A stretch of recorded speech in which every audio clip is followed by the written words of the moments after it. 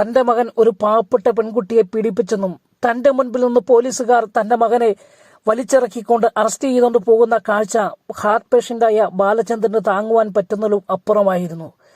തന്റെ മുൻപിൽ നിന്ന് തന്റെ മകനെ കുത്തിനു പിടിച്ച് വലിച്ചിറക്കിക്കൊണ്ട് പോകുന്ന കാഴ്ചയിൽ മനംനൊന്ത് വീണ്ടും തനിക്ക് അറ്റാക്ക് ഉണ്ടാകുകയും താൻ തളർന്നു വീഴുകയും ചെയ്യുകയാണ്. തന്നെ രക്ഷിക്കുവാൻ ആരുമില്ലാഞ്ഞ സ്ഥാനത്ത് അലീന ഓടിച്ചെല്ലുകയും വേഗത്തിൽ ആശുപത്രിയിൽ എത്തിക്കുകയും ചെയ്യുക. അങ്ങനെ ബാലചന്ദ്രന്റെ ജീവൻ രക്ഷിച്ചു. മാത്രമല്ല, ഇനി രോഗത്തിനെ രക്ഷിക്കുക, അതാണ് തന്റെ കടമയെന്ന് അലീന മനസ്സിലാക്കിയാണ്.